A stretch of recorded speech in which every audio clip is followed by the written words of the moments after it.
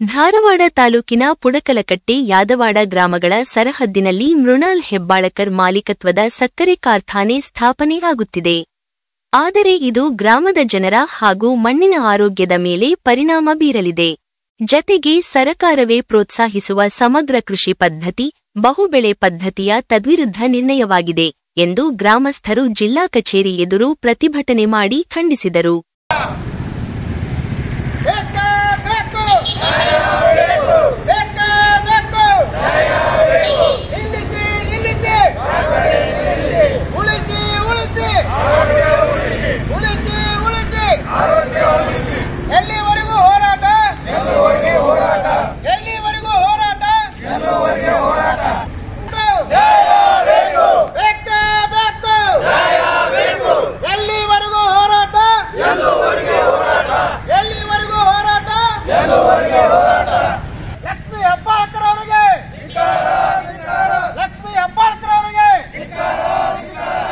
ಮಾನ್ಯ ಲಕ್ಷ್ಮೀ ಹೆಬ್ಬಾಳ್ಕರ್ ಅವರು ನಮ್ಮ ಗ್ರಾಮದಲ್ಲಿ ಅನಧಿಕೃತವಾಗಿ ಪರ್ಮಿಷನ್ ಇಲ್ಲದೆ ಗ್ರಾಮ ಪಂಚಾಯತಿ ಪರ್ಮಿಷನ್ ಇಲ್ಲದೆ ಅನಧಿಕೃತವಾಗಿ ಕಬ್ಬಿನ ಕಾರ್ಖಾನೆ ನಿರ್ಮಿಸ್ತಾ ಇದ್ದಾರೆ.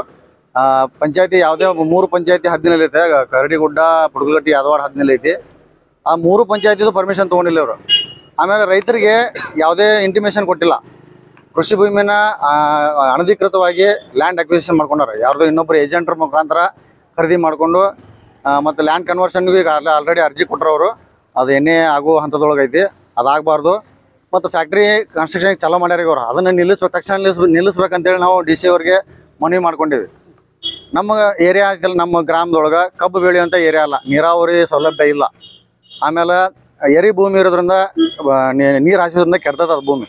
ಈಗ ಅನುಕೂಲ ಯಾವುದೇ ಥರ ಅನುಕೂಲ ಇಲ್ಲ. ಮತ್ತು ಆರೋಗ್ಯ ದೃಷ್ಟಿಯಿಂದ ನಮ್ಮ ಫ್ಯಾಕ್ಟ್ರಿ ಯಾವುದೇ ಥರ ಅನುಕೂಲ ಇಲ್ಲ. ಹೀಗಾಗಿ ನೀವು ಫ್ಯಾಕ್ಟ್ರಿ ಮಾಡೋ ಉದ್ದೇಶನೇ ಇದ್ದರೆ ನಮ್ಮ ಜಿಲ್ಲೆ ಒಳಗೆ ಕೊಡ್ರಿ, ಧಾರವಾಡ ಜಿಲ್ಲೆ ಒಳಗೆ ಕೊಡ್ರಿ. ಜನಸಾಂದ್ರತೆ ಕಡಿಮೆ ಇರುವಂಥ ದೂರ 15-20 ಕಿಲೋಮೀಟರ್ ಡಿಸ್ಟೆನ್ಸ್ ಇರುವಂಥ ಗ್ಯಾಪ್ ಒಳಗೆ ಕೊಡ್ರಿ. ನಮ್ಮ ಗ್ರಾಮಕ್ಕೆ 2-3 ಕಿಲೋಮೀಟರ್ ಒಳಗೆ 4-5 ಹಳ್ಳಿ ಇದಾವೆ. ಹೀಗಾಗಿ ನಮ್ಗೆ ಫ್ಯಾಕ್ಟ್ರಿ ಬೇಡ ಅಂತೇಳಿ ನಾವೆಲ್ಲರೂ ಕೂಡ ವಿರೋಧ ಮಾಡ್ತಾ ಇದ್ದೀವಿ. ಬಸವರಾಜ್ ಬೆಂಡಿಗಿರಿ, ಯಾದವಾಡ. ಲಕ್ಷ್ಮೀ ಹೆಬ್ಬಾಳ್ಕರ್ ಅವರ ಫ್ಯಾಕ್ಟ್ರಿಯಿಂದ ಕಾರ್ಖಾನೆ ನಿರ್ಮಿಸಿದೆ ಅಂತ ನಮ್ಮ ಗ್ರಾಮ ಪಂಚಾಯತಿಗೆ ಒಂದು NOC ಅಂತ ಹೇಳಿದ್ರು. ನಾವೆಲ್ಲ ಗ್ರಾಮ ಪಂಚಾಯತಿ ಸದಸ್ಯರು, ಅಧ್ಯಕ್ಷರು, ಉಪಾಧ್ಯಕ್ಷರು ನಾವೆಲ್ಲರೂ ಸೇರಿ ಒಂದು ತೀರ್ಮಾನ ತಗೊಂಡಿದ್ವಿ. ಇದೆಲ್ಲ ಜನರ ಅಭಿಪ್ರಾಯವನ್ನು ತೆಗೆದುಕೊಂಡು ನಾವು ಒಂದು ತೀರ್ಮಾನ ತಗೋಬೇಕಂತ ಎಲ್ಲರೂ ವಿಚಾರ ಮಾಡಿದ್ವಿ ರೀ. ನಾವು ಎಲ್ಲ ಯಾದವಾಡ ಗ್ರಾಮದ ಜನತೆಯನ್ನು ಕೂಡಿಸಿ ಅವ್ರನ್ನ ಕೇಳಿದ್ವಿ. ಇದೆಲ್ಲ ಬೇಡ, ಇದರಿಂದ ನಮ್ಮ ಕೃಷಿ ಭೂಮಿಗೆ ಅಪಾಯ ಆಗ್ತೈತಿ, ಆರೋಗ್ಯದ ದೃಷ್ಟಿಯಿಂದ ಆರೋಗ್ಯದ ಮೇಲೆ ದುಷ್ಪರಿಣಾಮ ಬೀಳ್ತೈತಿ. ಹಾಗಾಗಿ ನಮ್ಮ ಭೂಮಿಯ ಇದು ಬೆಳೆ ಸರಿಯಾಗಿ ಬರುವುದಿಲ್ಲ ಅಂತ ಎಲ್ಲರೂ ತೀರ್ಮಾನ ಮಾಡಿ ನಾವು ಗ್ರಾಮದ ಎಲ್ಲ ಜನರನ್ನು ಕರ್ಕೊಂಡು ಬಂದು DC ಆಫೀಸ್ಗೆ ಒಂದು ಉಗ್ರವಾದ ಹೋರಾಟ ಮಾಡ್ಬೇಕಂದ DC ಅವರಿಗೆ ಮನವಿ ಕೊಟ್ಟು ಇದು ಕಾರ್ಖಾನೆಯನ್ನು ಸ್ಟಾರ್ಟ್ ಮಾಡಲು ನಾವು ಯಾರು ಚಾಲನೆ ಕೊಡೋದಿಲ್ಲ ಅಂತ ಹೇಳ್ತಾ ಲಕ್ಷ್ಮೀ ಗ್ರಾಮ ಪಂಚಾಯತಿ ಅಧ್ಯಕ್ಷ. ಏನಂದ್ರ ಕಾರ್ಖಾನೆಯಿಂದ ಬರುವಂತ ಹೊಗೆಯಿಂದ ಬೆಳೆ ನಾಶಕವು, ಹೊಲ ಎಲ್ಲ ಫಲವತ್ತತೆ ಹಾಳಾಕತಿ, ಮನುಷ್ಯಾಗ ಚರ್ಮ ರೋಗ ಹಾಗೂ ಅಂಗವಿಕಲತೆ ಕಾಣುವಂಥ ಸಾಧ್ಯತೆ ಐತಿ. ಆಮೇಲೆ ಅವ್ರಿಗೆ ಬ್ಲಡ್ ಕ್ಯಾನ್ಸರ್ ಲಂಗ್ಸ್ ಕ್ಯಾನ್ಸರ್ ಆಗೋ ಸಾಧ್ಯತೆ ಇರ್ತೈತಿ.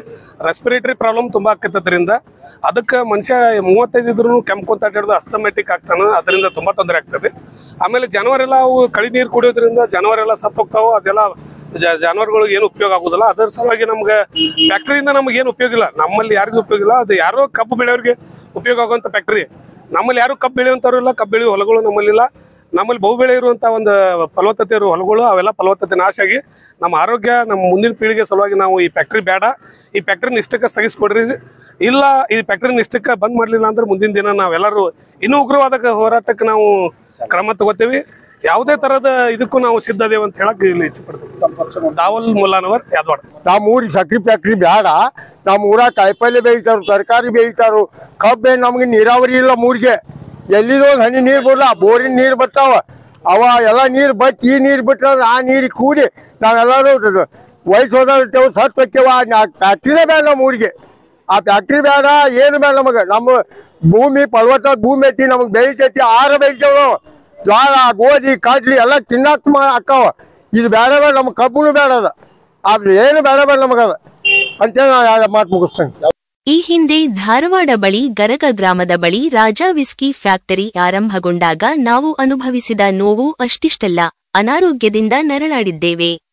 ಹೀಗಾಗಿ ನಮಗೆ ಮತ್ತದೇ ಅನಾರೋಗ್ಯದ ಭಾಗ್ಯ ಕಲ್ಪಿಸದಂತೆ ಮನವಿ.